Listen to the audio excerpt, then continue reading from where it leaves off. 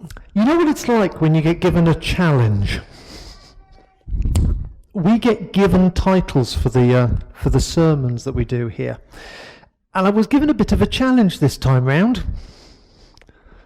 The secret of generosity. I can't wait to hear what I'm going to say. So, as often happens, I've started off with our friend, the dictionary. Let's start from a human perspective. So, generosity. Apologies if this is hard to read today. It's a different projector than the one we normally use. What's my dictionary got to say? Generosity is the quality of being kind, understanding, not selfish. It's willingness to give money and other valuable things to others. It's a definition that's in two parts. So let's start with that first part. The quality of being kind, understanding, and not selfish. It's about attitude. Clearly, if you're not kind or understanding, you're not likely to be generous. If you're selfish, you're not likely to be generous. If you can't empathise with some aspect of a need, whether that's practical, physical, emotional, whatever sorts of needs are out there, if you haven't got that sense of empathy or compassion with a cause or a people group, you're not likely to exercise generosity towards it or them. So all of us, from whatever circumstances we come from, whatever issues we're facing in our own lives, whatever is going on for us, each one of us that has joined God's family is expected to cultivate this same attitude. We have the Holy Spirit with us. We should bear fruit of the Spirit, which Paul lists in Galatians as love, joy, peace, forbearance, kindness, goodness, faithfulness, gentleness, and self-control. So kindness should grow in us because of the Spirit at work in our lives. Elsewhere in Philippians chapter 2, Paul uses Christ as the ultimate example of this attitude that we should carry through our lives. Be of the same mind, have the same love, be in full accord and one mind. Do nothing from selfish ambition, in humility regard others as better than yourselves. Let each of you look not to your own interests, but to the interests of others. Have the mind that is in Christ Jesus. We should have an attitude to life that seeks to be generous. And it can be a struggle to reach the point where we have that attitude, because it's not the attitude that the world at large teaches us to have. And yes, we know that people all around the country, all around the world even, do respond to big causes by giving. Even when the people affected are people they don't know and may never meet. Look at what humanity can do. There's children in need, there's comic relief, there was Live Aid, there was responses to famines and floods and droughts and all sorts of disasters. All people carry the image of God. And so we will find anywhere in humanity these outpourings of compassion and giving. But when we talk about a Christ-led attitude of generosity, I think we need to be looking for more of a constant attitude rather than something that applies only in those special occasions. It's a bit like, as Andy said earlier on in the service, that sense of continuous planned giving when we're talking about our money. If our attitude towards giving is only softened at certain times, there's work for us to do with God in order that we can be released into a more general and free attitude of generosity. As with everything, when we consider our discipleship walk and our discipleship rhythms, we need to turn away from the normal of our old life and enable God to transform us. Ezekiel, in his prophecy, talks of the hearts of stone that people have inside them. It's cold, it's hard, it doesn't beat for humanity. God promises through Ezekiel's prophecy that God will replace that heart of stone with a heart of flesh. The people needed a new normal to live with, a new direction to go.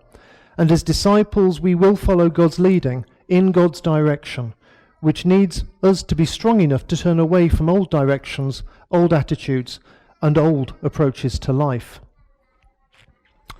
So that's attitude. Let's go back to our definition. The second part, it's about action. It's about ability. It's not just about what we're feeling, it's about what we're doing. Having empathy and compassion is good, it's important, it's necessary. But if it doesn't move us to action, if we can't release that action, the benefit is minimal, if anything. Having the emotional desire to give is wonderful, provided we live out that desire in our actions.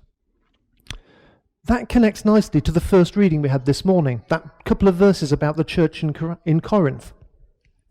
A group of people so generous of spirit that they pleaded for the chance to support Paul's work. They had the attitude.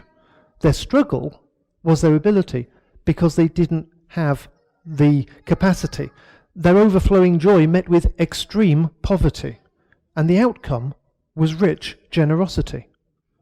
They cared so much for Paul and his ministry, they had the empathy, that they sought God for the ability to give. And then they carried it through when God provided.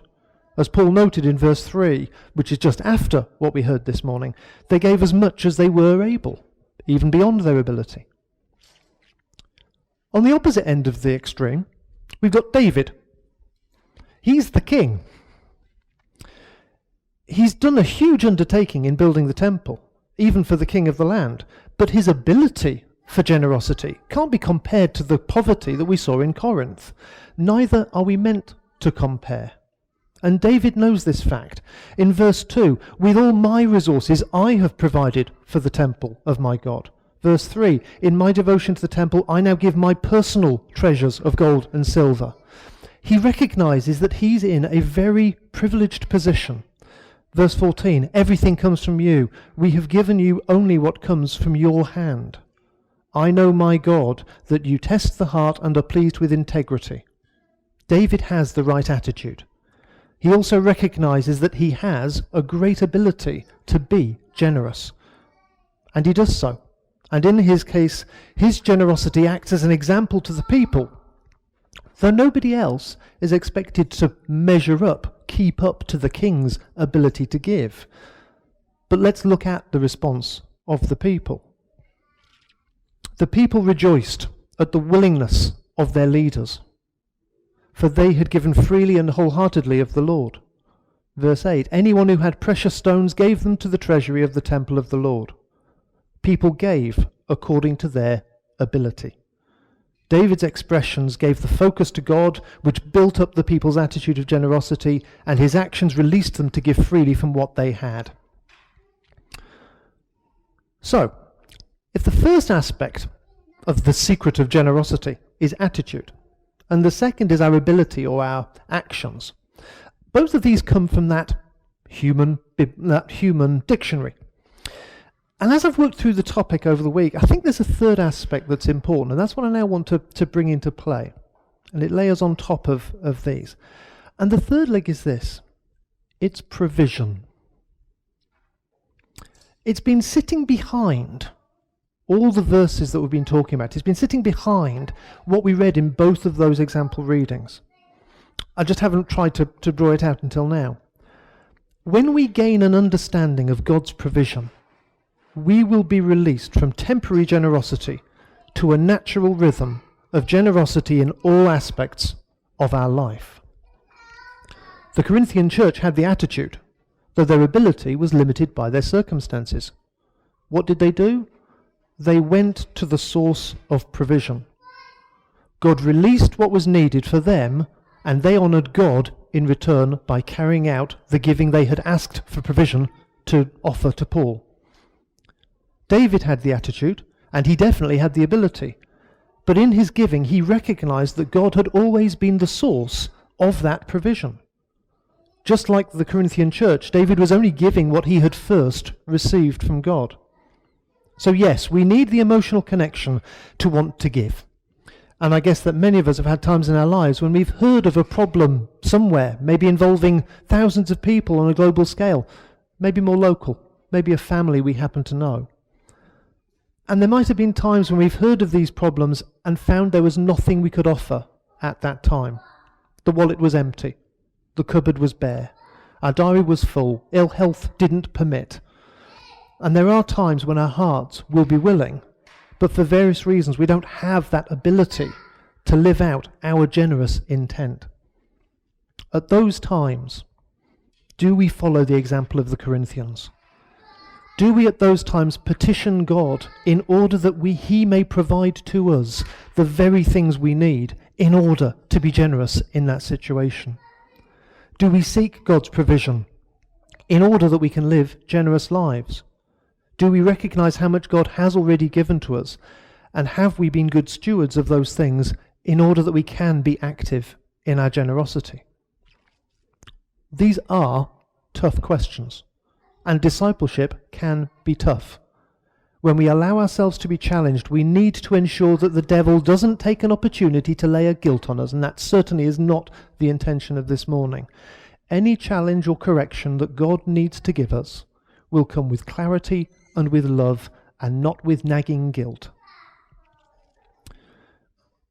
As I worked through various biblical references on generosity and giving, just trying to round out this morning's thoughts, certain themes seem to emerge. Firstly, God knows the needs of his people. Park wants for a bit, just stick with needs. Jesus taught how the flowers and the birds don't need to worry about getting things. They receive the provision that they need. It comes from God, and he loves us more than he loves the birds and the flowers. Being wealthy is not bad, though those who put the pursuit of wealth at the top of their agenda are treading a dangerous path. Those who are selfish with the wealth they have received also come in for criticism. It's the love of money that's the root of all evils. What we do with it, how we treat it, how we handle it. God's provision to us comes with a responsibility for how we manage the resources he has given us. To him who has been given much, much is expected. Also, being poor is not an excuse, but neither does God expect anyone to give what they do not have. So we can't give things that he has not first provided to us, and God knows what he has provided to us. Jesus saw a widow who had very little, and she gave from what she had, and Jesus commended her. We can't be generous with what we don't have, but there is a challenging question to each of us about how we use the resources that God has given to us. So let's just dwell for a moment on God's provision, soak up that spiritual reality of what it means. God is the maker of heaven and earth. The earth is the Lord's, and everything, everything. As David said in our reading from Chronicles, everything comes from you, and of your own we have given you back what we received from your hand. We need to claim a biblical perspective on these matters. I have nothing, I own nothing, but I have a provider. In Ecclesiastes chapter 5, we all come to the end of our lives as naked and empty-handed as on the day we were born. We can't take riches with us. 1 Timothy echoes this. After all, we brought nothing with us when we came into the world, and we can't take anything with us when we leave it. I might have a house, a couple of cars, money in the bank, food in the fridge, and no worries that if anything happened I could replace a lot of it. Maybe not the house. But certainly, if the fridge broke by the time I get home, I know I don't have to worry about it. I am fortunate. Yes, I bought these things with the money I earned from doing my job and being paid, but I also acknowledge that it was God's provision that I had that job, and it has provided for me and my family. And he is the real reason why I have known success where I work. In these and other ways, God has provided for me. I'm continually grateful and recognize his kindness to me. He's also provided for you in different ways, at different times, through different mechanisms, but he has provided for you. Don't miss being grateful for all the things that God has given. Don't adopt the normal convention of the world that expects that we'll take responsibility for the good things and put blame for the bad things. Let's focus on God's provision. Think of the parable that Jesus told about 3 servants given responsibility for their master's money. The one who is criticized is the one who didn't put the money to use. Burying the money might keep it safe, but it suggests an attitude of worry that we need to keep the money safe and protect loss. The attitude of the other servants is better. They're willing to invest the money, to put it to work, and to risk potential loss.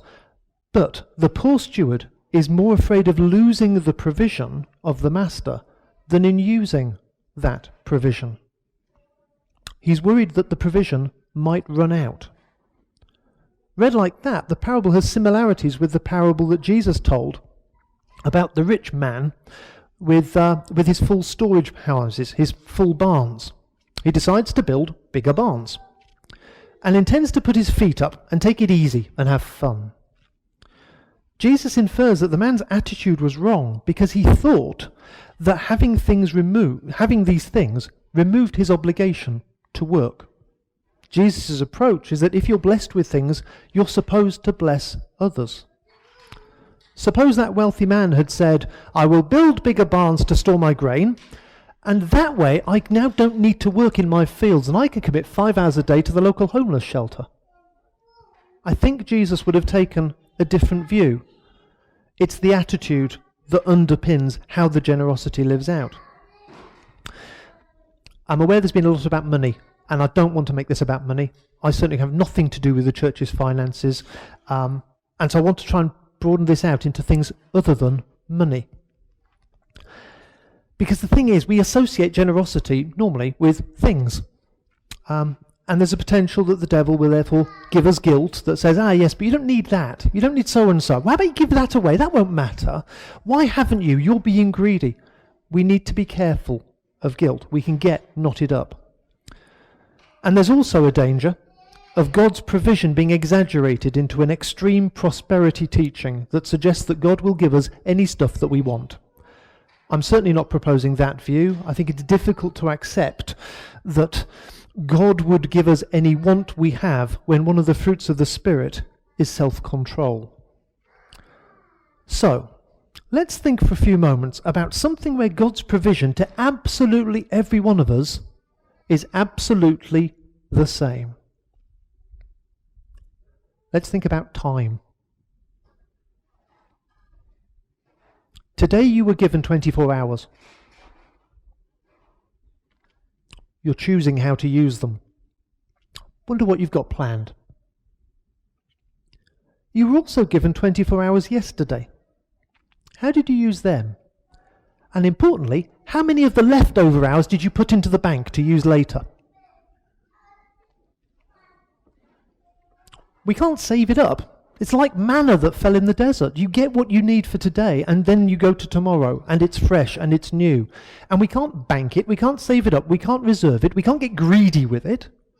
All we can do is choose how to use it. We have the provision. You can't build bigger barns to store your extra hours in. Would we ever argue that God hasn't given us enough time in a day? I know we sometimes joke about, I wish I had more. But would we ever really feel that God didn't give us the time in a day that we needed? God's provision is both sufficient and constant for all people. So if time is something where God's provision is not variable, it should be easier to consider our generosity with time. Because instead of 3 things to consider, we've now only got 2. We've only got our attitude to consider. Do we see my time? Do I see my time as being mine? Or do I see my time as an opportunity to be generous and do things for other people? Do I offer my time or only do things when I receive something in return? Do I try and hang on to time as being mine, regardless of the needs I see around me, whether those are big needs or those smaller local concerns? If our attitude towards time is generous, and the provision is there, the other variable is our ability to put generosity into action. Are there barriers there? Have we booked up so much of our time that we've got other things in there and we haven't left enough space available to live out time in the generous way that we want to? Have we let some of the uses of our time grow too large, and therefore there's now an insufficient supply for us to do the things that we feel at the moment we need to do? Provision is not the factor. The problem might, however, be the way in which we've chosen to use our time. We might need to conduct a sort of time audit, looking at our time bank account to make sure we're not frittering away the provision that God has given us. If that makes sense, hopefully it does, if that makes sense, now let's make it more difficult. Let's look at something where the provision is not constant for everybody. Where you've got money, you've got circumstances, you've got the things of life that mean that each of us do receive different things from God. We need to be mindful of our attitudes and our ability and manage this difficult relationship between these three components. Jesus teaches that we do not need to worry about having the things we need. That's tough to begin with. And to be honest, that itself is a subject for a whole different day. But if God has given us enough for what we need, his provision is adequate. And we should check our ability and our attitude to be generous within the limitations of that provision that God has given. We can't be generous with what we don't have, and the Corinthian church and David both lived through that reality. The widow Jesus saw putting 2 coins into the temple collection knew that reality. All things come from you. Of your own have we given thee. We can only give from what we've received. There are a couple of things I want to explore just in the couple of moments that remain. And it's about how these three elements interact, how we need to consider our own lives and our own choices. Let God prompt and lead you about any aspect here, whether it's time, money, use of spiritual gifts, your emotional resources, your intellect, your physical strength, your skills, anything that God has given you that can be put generously to use for the good of others. Consider one of the key questions that God asked Moses back in Exodus chapter 4, the lesson of the burning bush. Moses is coming to terms with past mistakes. He had to flee from Egypt for his life, and he's made a new life out there with his relatives. And let's not miss the fact that for Moses to return to Egypt for the sake of God's people is an act of generosity. But at the point of being sent out, God asks a vital question. What is that in your hand? Jehovah, the God of all, who sees all and knows all and has all, who's always present and knows everything, needs to ask Moses what he's got in his mitt. God doesn't ask questions like this for his own benefit. He asks them so the person can recognize the answer and the importance of the answer. In Moses' case, what was in his hand was a staff. It was a stick, a piece of wood. Yet by offering himself to God's task, what Moses had in his hand, the provision he had received, was made available to God to direct its use. We'll look briefly at the conversation. What's that in your hand? Paraphrase, what provision do you have? It's a staff. Nothing special. I've got nothing special here. I've just got a stick. It's not going to change the world. It's not going to do anything amazing. Throw it on the ground, says God. Use that thing you have in the way I tell you. You don't need to understand it. It doesn't need to make sense. But when you hear me tell you to do something with what you have, do it and trust me. The staff becomes a snake. It is transformed. And it's transformed in 2 ways. It's transformed physically, it becomes something different, and that's a miracle that helps Moses. But it's also a transformation of something that Moses could use for one purpose, that now God can use for a bigger purpose. The staff becomes an enduring symbol of God's promises and his provision over his people through the rest of Moses' life leading the people. God can and will transform whatever we generously give back to him. And the big question that God asks each of us today is the same question that he asked Moses. What is in your hand? Remember, he already knows the answer. He knows what he has provided to you. He knows what he's provided to you. He knows what he's provided to you. There's no need to be shy or embarrassed or jealous of what somebody else might have. It doesn't matter, because God has provided for you, and he knows. But he needs each of us to recognize just as clearly, what is it that is in my hand? Skills, abilities, time, availability. What have you received that you can make available for the good of others? Perhaps in respect of money, you find yourself thinking, I know and recognize God's provision. I have that heart of flesh that makes it possible for me to be generous, but when the moment comes, I can't even find the 2 coins. I can't even manage to do what the widow is able to do. If you find yourself in that position, and I guess most of us do at times, I'd suggest you make that giving of whatever it is the first line on the budget. Put it away. Make a rhythm of your life the setting aside of something so that when the time is right, it is there and ready to be used. Take from that provision and leave it ready. You might keep money in a separate bank account. You might keep it in a special purse or a separate wallet. Or if anybody was here at Harvest, you might remember a brilliant example we had brought right down here in a little child's toy truck. It was an old, I think, whiskey bottle. It was about that big, full of coppers. Over time, drop, drop, drop. As people recognized provision, they threw in a coin. And when the moment came, it came forward. And God is transforming that gift. Whatever method you use, prioritize what is in your hand so that you're able to give. I'm sure that time's escaped from me, and so I'll stop at that point with a prayer. Father God, give us eyes to see what you have provided.